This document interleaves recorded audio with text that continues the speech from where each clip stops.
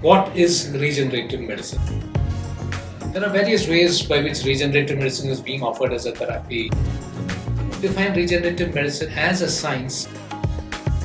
PRPs, platelet-rich plasma, very commonly used nowadays.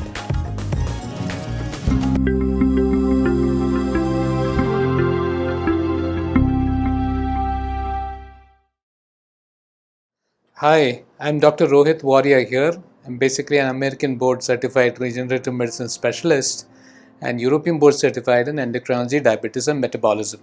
So, welcome audience to my channel. So, here I'm going to actually talk about a very specific and common question that people have in their mind, right? What is regenerative medicine? It's the fundamentals of what we need to do, because regenerative medicine is one of those sciences which is coming up in a big way in the recent years. So I would define regenerative medicine as a science which basically augments the body's self-healing capacity, right? Please understand, all of us are born with inherent capacity to self-heal our body.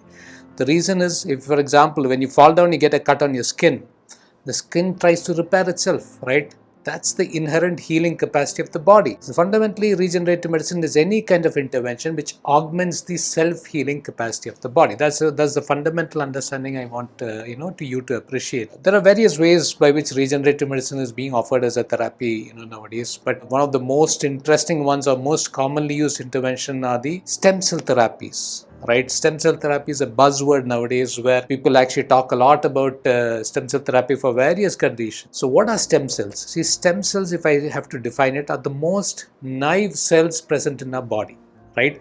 The most undifferentiated, the naive stems which are endowed with when we are born. The beauty of these cell lines are that they have the capacity to form any kind of adult tissue. And the best part is, we are able to maintain those inherent stem cells even as we keep aging. Even the elderly population have some degree of inherent stem cell reserve in them. So we can utilize those cells, right, to form or to regenerate any particular tissue you want. If someone is is in need of a liver transplant due to liver cirrhosis, through a process by which, if you are able to have the stem cells differentiate into adult liver cells, we could actually come to a phase where we can grow the liver outside the body. Of course, there's a lot of research which needs to happen and further work has to be done in that area, but we are going in the right direction. So that's the beauty of using stem cells. We are able to regenerate various adult organ and tissue using our own inherent cells. So what is the advantage with that? We can mitigate the need for organ transplantation at one point of time. That's the beauty of using these stem cell therapies. So that's one of the most commonly used therapies. There's a lot of research and clinical trials happening using stem cells. It's an area where I see a lot of promise in the coming few years, especially in the field of diabetes where I'm working. I see a lot of application in terms of treating type 1 diabetes patients, where we are trying to see how we can even start regenerating and even having successful transplantation of pancreatic adult cells, which is actually derived from stem cells, right? Where we can mitigate, hopefully in the coming years, we come to a phase where the islet cell or the pancreatic cells can be transplanted without the problem of rejection by the immune system. So I think stem cells are the most widely popular field, and it's the current field which is where a lot of investigation and research is being done. What are the other forms of regenerative medicine therapy? See, I would say any form of therapy which is restoring our body's capacity to self-heal is regenerative medicine. Even I would say Ayurveda, if you can look at it, this is actually a form of regenerative system where we are trying to augment the body's self-healing capacity. Now, coming to other cell-based therapies, you might have heard of exosome therapies, where they are basically small vesicles derived from cells, which have been shown to be very useful for delivering drugs at the cellular level. So exosome therapy. Then very popular one is the use of PRPs, platelet-rich plasmas, very commonly used nowadays. It is used for balding in men. It is used for even balding in women, certain different forms of balding that we also see in women. PRPs can be used for other applications like, if there is any soft tissue injury, tendon injury, they can be used to regenerate cartilage, arthritis kind of conditions. So PRPs can even be used to treat foot ulcers related to diabetes, and that's an area which I've been addressing so far, and I see it's an area which is very promising promising because diabetic foot ulcers can lead to a lot of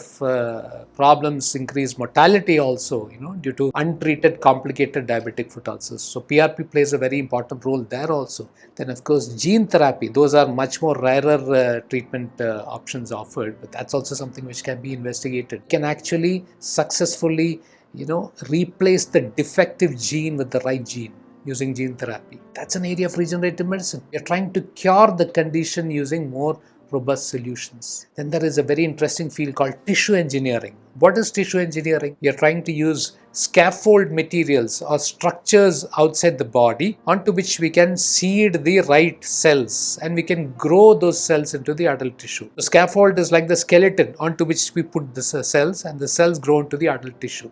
Scaffolding, if you have to look at it, construction, you need a scaffold initially on which you are going to build a construction or a building over it. Similar to that, when you're trying to regrow and grow an organ in the lab, we need a scaffold, and a lot of research is happening into what is the right scaffold, what is the right material onto which the cells can be seeded and cells can grow into adult tissue. So that's another very interesting field, tissue engineering. So I would say regenerative medicine is a wonderful science. This is the science which is going to come up in the next 5 to 10 years. So the idea of this short video is I want all of you to understand or appreciate that this is a field which can revolutionize healthcare in the coming times, and I hope it will benefit our patient community also, because I always want to give the best treatment for the patients out there so that we are able to protect our health, we are able to stay healthy for life.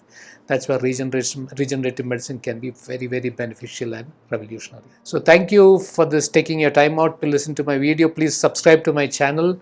Right, and definitely I'm going to come up with more interesting short videos in the coming few days, right? And have a great day and please take care of your health. Thank you so much. Dr. Rohit signing out. Thank you.